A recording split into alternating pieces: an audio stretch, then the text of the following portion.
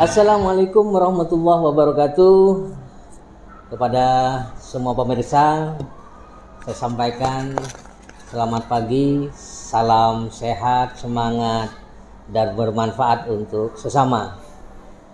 Sebelumnya saya perkenalkan, saya Farlan Ismail, pengawas sekolah SMP di Dinas Pendidikan Kabupaten Sampang, yang pada saat ini bisa berhadapan langsung dengan salah seorang kepala sekolah binaan saya, yaitu Bapak Teguh Suparyanto, Kepala SMP Negeri 1 Sampang, di mana pada kesempatan ini saya akan mengadakan wawancara eksklusif dalam rangka kegiatan praobservasi penilaian kinerja kepala sekolah periode 2, yaitu bulan Juli sampai Desember tahun 2024. Selamat pagi Pak Teguh. Selamat pagi Pak Maran, pengawas. Baik Bapak Teguh, saya pada kesempatan ini akan menggali informasi tentang kesiapan dan persiapan Pak Teguh dalam memilih RHK periode kedua ini. Tentunya dasar yang akan saya jadikan pertanyaan pertama adalah alasan Pak Teguh sendiri memilih RHK di periode 2. Kalau tidak keliru, visi dan misi Pak Teguh ya. Monggo silakan Pak Teguh. Baik, terima kasih Pak Marlan. Terkait alasan-alasan kenapa saya mengambil RHK aktivitas dalam melakukan visi misi. Yang pertama, tinjauannya adalah organisasi dan manajemen waktu, di mana RHK saya itu adalah untuk mengatur waktu dengan kegiatan agar lebih terencana, sehingga setiap tugas dan proyek tentunya dapat terselesaikan dengan tepat waktu, efisiensi dan efektivitas. Kemudian prioritas tugas. Dengan RHK atau individu, saya bekerja sama dengan tim. Ada beberapa tim yang saya bentuk agar kegiatan ini bisa menjadi sempurna, di mana ini perlu prioritas-prioritas yang mana sangat urgen sekali terkait dampak, sehingga menghindari dari kegiatan-kegiatan yang tertunda. Kemudian pemantauan progres RHK, diberikan gambaran-gambaran sekilas tentang kemajuan atau progres, dengan memprioritaskan terkait tentang waktu dan memastikan apakah tujuan-tujuan itu telah tercapai sesuai dengan rencana. Dan yang terakhir adalah peningkatan produktivitas. Jadi ketika semua kegiatan terstruktur dengan baik, maka dapat meningkatkan fokus kepada efisiensi dan efektivitas dalam bekerja, serta meminimalisir gangguan-gangguan atau pengalian-pengalian perhatian. Contoh, karena kesibukan kami, karena kesibukan pengawas, maka dibutuhkan diskusi dan kesepakatan-kesepakatan supaya kegiatan apa yang disampaikan itu bisa terlaksana dengan baik. Kemudian evaluasi kerja RHK. Nah, ini penting sekali evaluasi itu, karena ketika kita menyusun strategi peningkatan ke depan, tentunya ada catatan-catatan yang harus dilakukan sebelumnya. Jadi ada rencana sebelumnya. Dan yang terakhir adalah penyesuaian dan fleksibilitas sesuai apa yang saya katakan tadi. Kesibukan kami, pengawas maupun kepala sekolah sama-sama punya kesibukan, apalagi di Sampang pengawasnya luar biasa. Satu pengawas membina sekian puluh. Ini luar biasa. Jadi pandai-pandai bagaimana mensiasati waktu pengawas ketika membuat komitmen dengan kepala sekolah. Saya kira ini alasan yang menjadikan RHK saya terkait tentang visi misi. Oke, terima kasih Pak Teguh. Selanjutnya kalau boleh saya ingin serap aspirasi dari Pak Teguh, kira-kira maksud dan tujuan pemilihan ini kira-kira untuk sekolah apa?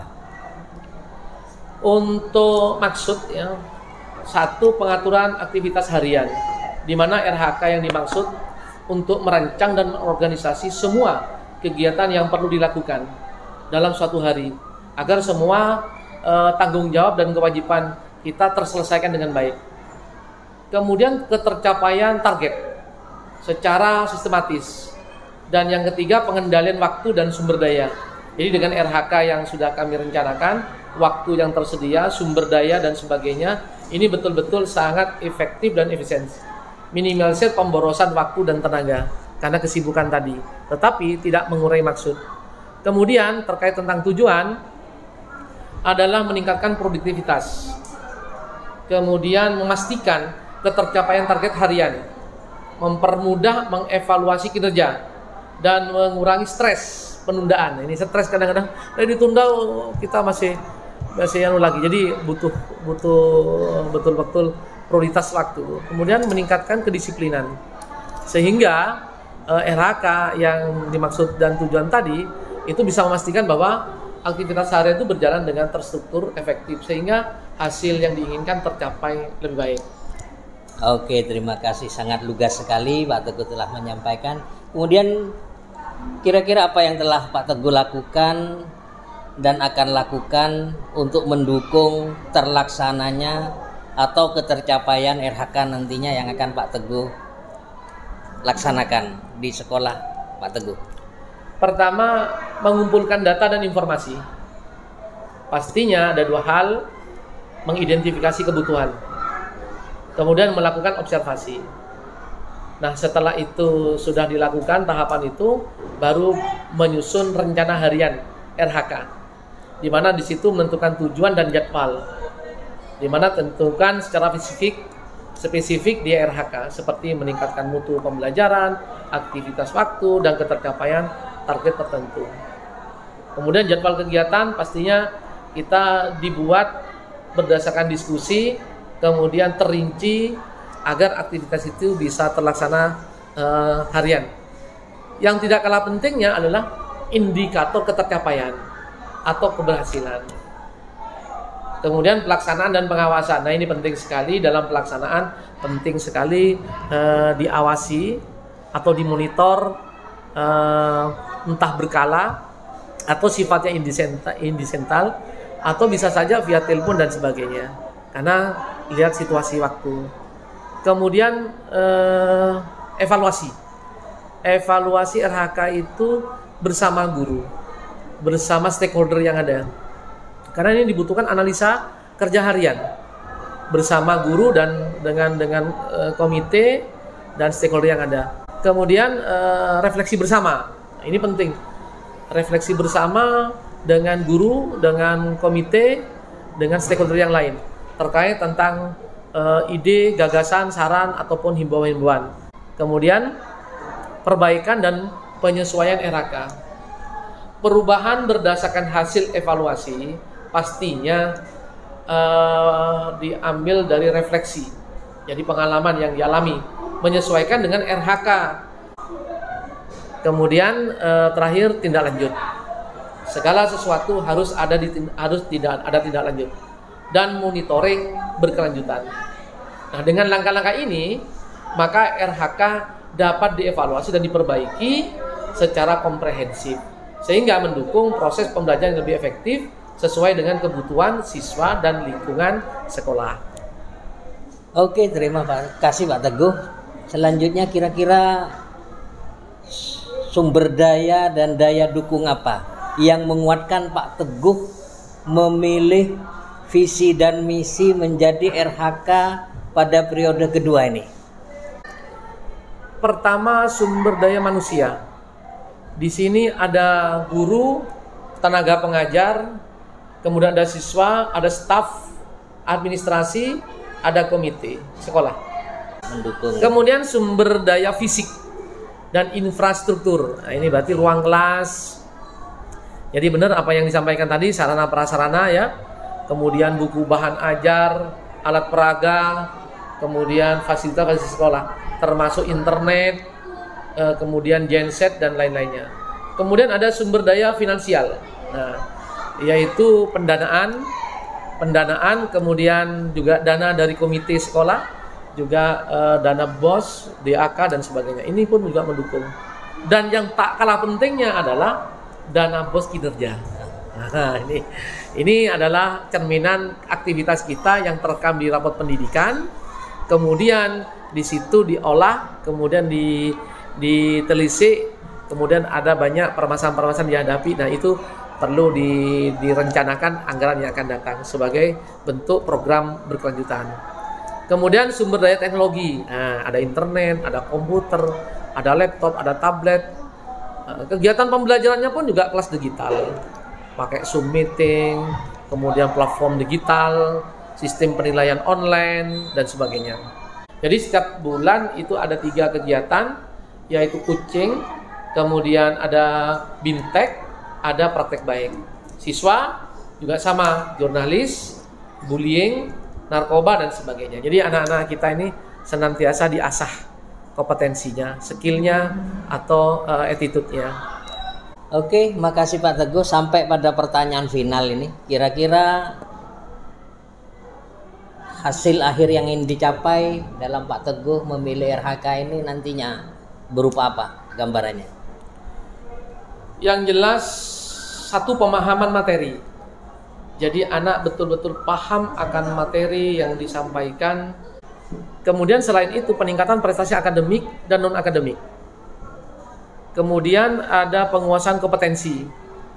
Jadi guru, siswa juga sama-sama diasah kompetensinya. Bukan hanya guru saja, tetapi siswa pun juga. Kemudian ada efektivitas manajemen waktu. Di dalam pelaksanaan kegiatan itu terjadwal. Jadi RHK itu bertujuan untuk memastikan semua kegiatan itu diselesaikan dengan jadwal yang sudah tersusun. Kemudian peningkatan produktivitas dan disiplin. Produktivitas guru dan siswa. Jadi di RHK itu membantu bagaimana meningkatkan produktivitas, baik guru maupun siswa. Kalau guru fokus di materi, kalau siswa itu fokus dalam bagaimana menyelesaikan tugas-tugas. Evaluasi dan perbaikan kinerja harian dilakukan secara berkala, kemudian refleksi dan pengembangan dengan RHK yang sudah ditargetkan dapatnya berjalan dengan baik. Target kurikulum juga ini penting sekali. Persiapan untuk ujian akhir jenjang. Jadi kelas 3 lakukan penilaian akhir jenjang dengan target bagaimana siswa itu bisa diterima di kelas-kelas atau sekolah-sekolah favorit. Kemudian meningkatkan keterampilan hidup untuk siswa. Soft skill, hard skill, life skill.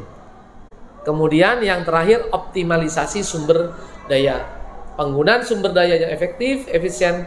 Targetnya adalah dengan daya yang tersedia seperti waktu, fasilitas, tenaga pengajar, dan lain-lainnya. Maka dengan target-target tersebut, RHK yang diharapkan dapat meningkatkan kualitas pembelajaran, manajemen waktu, serta produktivitas guru dan siswa, sambil terus mendorong perbaikan-perbaikan inovasi dan proses belajar mengajar. Saya kira ini ya Pak Mas, ya. Cukup terima kasih Pak Teguh. Dari sekian jawaban yang betul-betul disampaikan secara baik, terstruktur, dan jelas arahnya tadi, pemirsa, kita sudah dapat membaca dan menyimak sekaligus melakukan penilaian awal terhadap kesiapan Pak Teguh sebagai kepala sekolah, untuk pada akhirnya nanti akan kita tuangkan pada kegiatan observasi 1 bulan yang akan datang. Cuma nantinya perlu diketahui bahwa dalam kegiatan observasi di sini nanti ada format penilaian yang sudah disediakan oleh pihak kami. Mudah-mudahan kebersamaan ini akan bermanfaat bagi kita semua. Sekali lagi saya ucapkan terima kasih atas kebersamaannya Pak Teguh, meluangkan waktu untuk saya wawancarai. Sampai nantinya kita ketemu di bulan November untuk kegiatan observasi bersama seluruh stakeholder yang ada di internal SMP Negeri 1 Sampang. Saya ucapkan terima kasih atas kebersamaannya. Billahi taufiq wal hidayah. Wassalamualaikum warahmatullahi wabarakatuh. Terima kasih Pak Teguh.